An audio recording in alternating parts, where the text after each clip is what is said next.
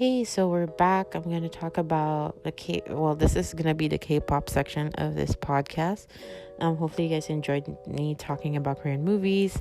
I'm going to try to do more about Korean movies in future podcasts, but mostly it's going to be Korean dramas. So you guys can look forward to that. Anyways, on to the K-pop. First song that I'm going to talk about, you might have heard it. If you're on Anchor, you're going to hear a snippet of it before this section. But if you're listening elsewhere, you're gonna hear a different non-copyrighted song for your listening enjoyment. Anyway, first things first, I'm gonna talk about a song called "Focus on Me" by JUS2.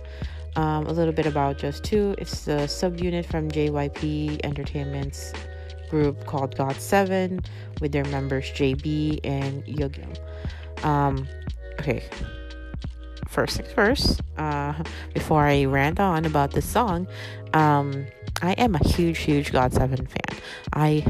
I went to their concert this past summer, and was just floored. I've been a fan for a while, and they are amazing. I don't think I've really talked about one of their songs yet in these podcasts, but it's only because I'll probably rant about it and ramble about it so much that you guys are gonna get bored and be like, what the heck am I listening to in this podcast? But I love them so much. And confession, JB and Yeogyum are not particularly my favorite members. My bias is Jinyoung, which I love him to death. I love all of them, but Jinyoung's my favorite. But JB and Yeogyum weren't particularly in the top of my favorites list. I feel kind of weird saying that, but that kind of changed after I heard this song. Focus on Me is an R&B track with some lo-fi beats mixed in.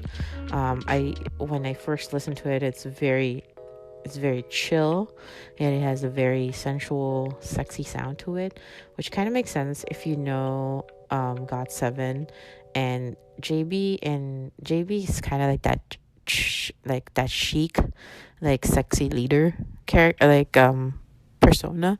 So it kind of makes sense that his music is like this, and he's usually the one who's producing and writing songs for GOT7. And Yeogyum is their maknae, the youngest in the group, and he's also the one who does all the dance choreography. And he's also a vocalist. He does pretty well in vocals, but the mixture of their voices actually surprisingly is very, very easy to listen to. Like I said, it has this sensual sound to it, which most R&B tracks are, but there's a bit of, I want to say it's a little bit of techno kind of also, the beats mixed in. So that kind of makes it interesting. It's not just a flat out R&B track.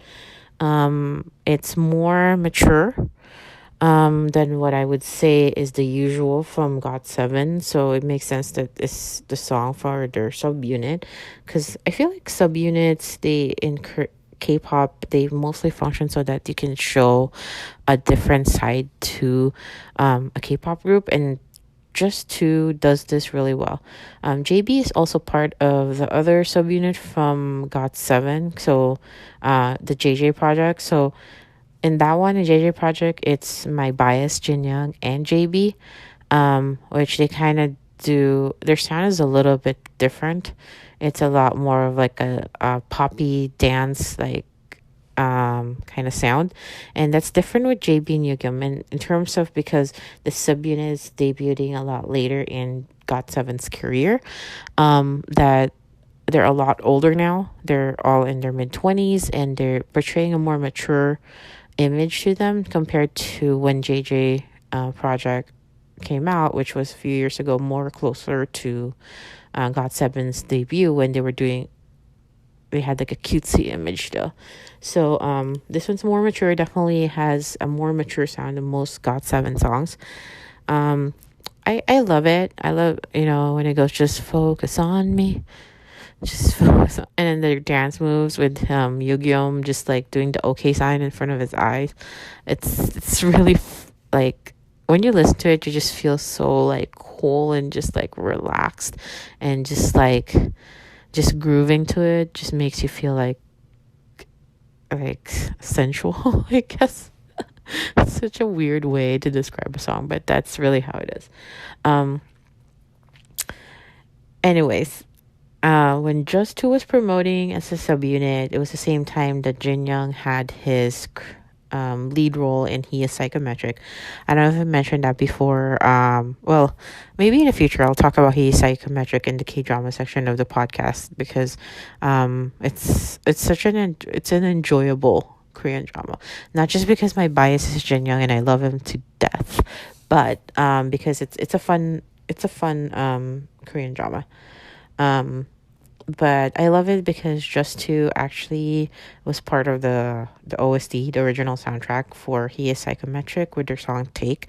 Take is also one of those songs that I'm just like, it's one of those songs that is so good to listen to when you're just trying to relax at home. You're drinking, like, you have like a glass of wine with some cheese, and you're just chilling, and you're just like, you just want to be lulled into this like relaxing mood. Like, it's not the type of time that you want to listen to an upbeat song, but you don't also want to listen to something that's like so slow and instrumental that you'll fall asleep. It's just like a very chill, very like feel good type of song, like when you listen to it.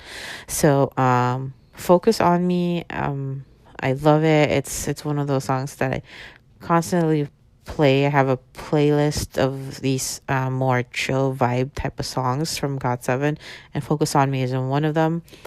And I definitely recommend that you give it a listen. And that's it. That's what I'm gonna say about Focus on Me. Next thing I'm gonna talk about. Okay, so I'm gonna talk about a song called Red, by The Rose. I know I've talked about this group, a couple of podcasts ago. It was like in episode 2, I believe, of the podcast. But a little bit of a background before I go on to it. They're a 4-member band from JN Star Entertainment. They were an indie band prior to debut into the K-pop scene. Um, this song Red has like very strong summer vibes type of song. It's different from their usual more sentimental songs like She's in the Rain. Um, Also, it's a bit different from their more lively and playful song like Baby. Despite also this is a song, Red is a song about essentially saying that it's okay to be different. It's okay to be out of your box. It's okay to not fit into the norm, which is a very good message. I love that that's their message, and they chose to put out this song. um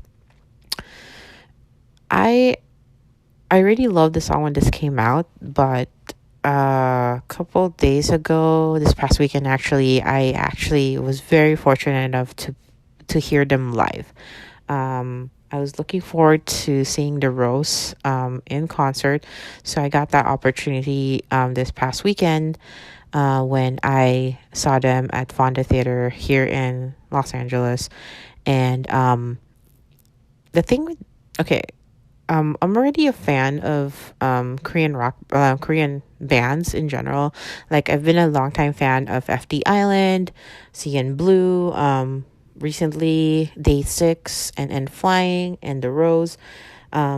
So the thing about bands and rock concerts, I feel like it's so essential to hear them live. Like, their studio releases are amazing, but hearing them live last Sunday was just a breathtaking experience in itself. Like, it was a smallish venue. It wasn't like a stadium or anything. When I saw it got 7, it was a very huge. The Forum was a very good, big like venue. Like, I was in the nosebleed seats, and even then, I still enjoyed it. Like, that's how great of a performer GOT7 is. But the thing with the Rose, they're they played in a much more intimate setting. It's probably like less than 1,000 people can fit in this theater. It was all standing. There was pretty much, it gave that vibe of that actual. I felt like I was into an in and on secret of like discovering this amazing band with amazing vocals and like amazing skills in playing their instruments, and I'm just in the secret with like 1,000 other people, um, and which is probably not the case. It's like you're getting more and more well known internationally, but it kind of had that intimate feeling. But hearing Red live was, they did it as their finale, like encore song, and I was just like floored, because when I heard it for the first time, just streaming, you get that very summery vibe, but you don't get much of the feeling of it being a rock song until you see it live in person. And I was just like hearing Woo-sung's, their lead vocalist, his voice and just the tone of it